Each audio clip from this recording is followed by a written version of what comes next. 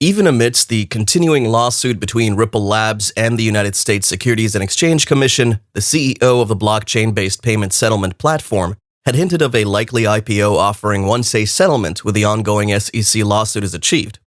The CEO made the statement during a consensus talk by CoinDesk 2021 conference on Wednesday, indicating yet again the propensity of a likely settlement in the near term.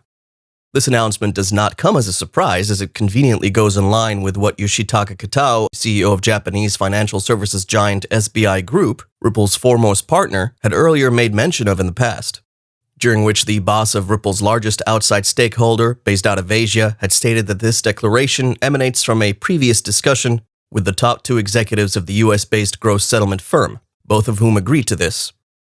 In his words, Yoshitaka Kitao goes on to assert that after the current lawsuit, Ripple will go public.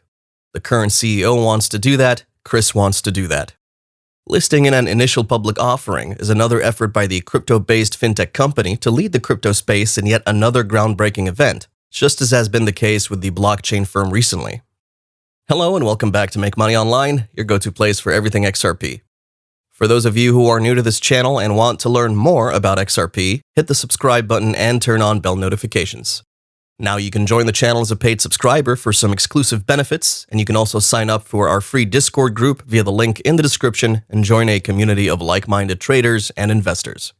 Be sure to check it out via the link in the description and also in the pinned comment.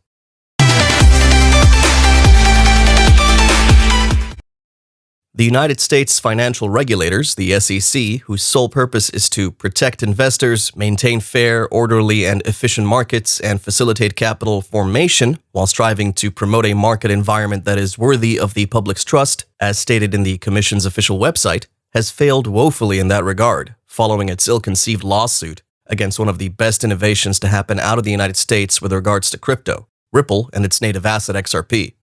And on that note, the Ripple lawsuit had backfired strikingly, as the financial regulators have lost both the public's trust, which they've vowed to protect, as well as its credibility with Judge Sarah Netburn, who had earlier suggested that my understanding about XRP is that not only does it have a currency value, but it has a utility, and that utility distinguishes it from Bitcoin and Ether, further insinuating the Commission's unpreparedness before filing litigation of this magnitude. This is the first time that Ripple CEO has hinted about the possibility of an IPO, as he has earlier made a publication regarding this back in 2020. At the time, the former CEO of content delivery and file sharing company Hightail had announced that, "I think over the next 12 months, you're definitely going to see IPOs in the crypto blockchain space. I'm not sure we want to be the first, but we certainly don't want to be last either, so I expect we'll be on the leading side of that, not the lagging side." Adding that an initial public offering is considered a natural evolution for the company. And this caught a lot of attention because Ripple has been pulling in a lot of money with the sale of their software products, XRapid, XVIA, and XCurrent. They're bringing in a lot of partnerships and endorsements from leading financial institutions and stakeholders. With all the customers they have, they can sell XRP, and they also have had some private sales of their stocks. But one thing we should note is, just like with the case of Facebook during the company's pre-IPO phases, it was raking in $3 billion worth annually. That was before the company's IPO, with a net profit income of $1 billion. This is massive. However, we saw them do the IPO thing, and there are many reasons why a company would want to engage in one.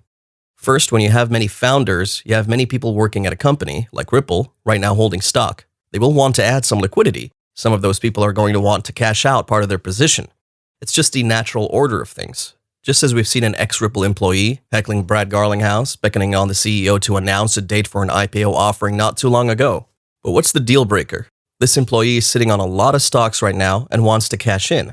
And there's a lot of people just like him. Many Ripple employees, past and present, are looking to cash in once this IPO is finally launched. Since Ripple is aiming for the long term, considering its deep-rooted partnerships with world-class financial regulatory agencies like the World Economic Forum, International Monetary Fund, and World Bank, if the blockchain startup wants to be competitive with Apple, Amazon, and Google, they would have to put up their salary game. And on the other hand, proffer stock options to the members of their staff. No one works in a tech company these days if they're not getting stock options. And as all of these events have been happening, the SEC lawsuit serves to be a major catalyst for this, considering Ripple XRP has garnered even more popularity since the start of the litigation. So what does this mean for Ripple and the much-anticipated public offering? Lots and lots of people are going to get involved in this IPO once launched, subsequently seeing the price of this digital asset reaching greater highs than any one of us could have possibly imagined. However, that has to happen right after a settlement with the SEC is reached. Ripple XRP investors and crypto analysts are optimistic that a closed meeting held earlier this month by the SEC will see to the withdrawal of the lawsuit against the firm, much sooner rather than later. Much sooner than August at least, which is predated to be the date for the final settlement. Not to mention Ripple XRP's role in the progressive bid by central banks of the world to create a central bank digital currency, all of which have collectively named Ripple XRP as the future currency of the CBDCs. Essentially, Ripple Labs, through the RippleNet arm of the company, is piloting a private ledger for central banks looking to launch their own CBDCs. Wonder why the world's central banks are coming together to entrust so much confidence in Ripple, even amidst the SEC lawsuit? Is it to say there was no other digital asset on the planet for this? Here are a few pointers you need to keep in mind. First and foremost, moving money on the central bank digital currency private ledger, the one being provisioned by Ripple, is cost-effective, considering Ripple's almost negligible transaction fee, which is only a fraction of a single XRP token, regardless of the volume of transaction in question. Second, transactions on Ripple's protocol are reliable and instantaneous, since the platform uses a distributed ledger technology that needs no verification from every node on the network before validating a transaction, like other popular cryptos do, such as Bitcoin. In addition to that, the Ripple consensus mechanism is built quite differently. It doesn't employ the widely used consensus algorithm employed by most blockchain platforms, such as proof of work and proof of stake. Rather, the underlying infrastructure behind the XRP ledger consensus mechanism is such that a little trust goes a long way. And as such, each participant in the network gets to choose a set of validators and servers designed specially to participate actively in consensus and run by multiple parties, with the expectation of these participants to act, most of the time, honestly. Ripple XRP's ledger consensus algorithm utilizes a system where every participant on the network has an overlapping set of trusted validators, each of which conveniently decides and agrees on which transactions happened and in what order. But more on the IPO listing, Ripple is going to want to bring in more intellectuals into their team, more executives and the likes, just as you've seen with the case of the newly appointed board of director of the fintech startup, Rosa Rios, who also happens to be a former Treasury Secretary to the President of the United States. Quite a notable addition, right? Well, I thought as much too. The CEO of Galaxy Digital, Mike Novogratz, has leaned on the ongoing XRP rally, even against a background of the ongoing SEC lawsuit, to point out that the distributed ledger technology platform Ripple might as well be on the path to settlement talks with the U.S. Securities and Exchange Commission.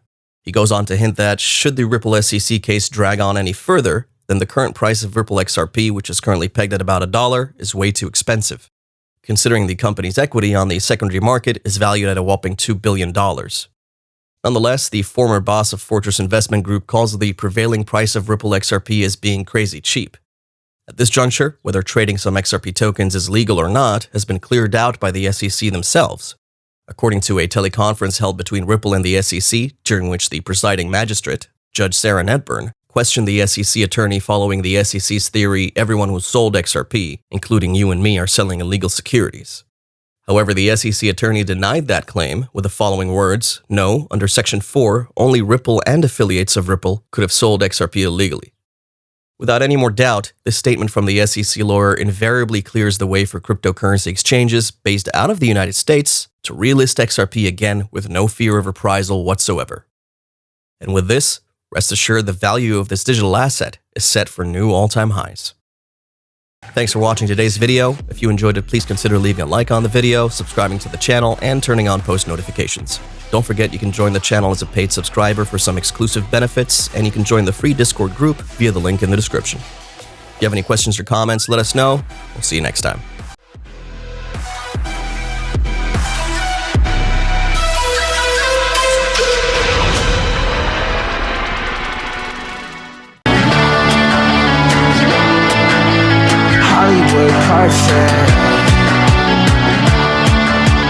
That's how it goes. Hollywood perfect.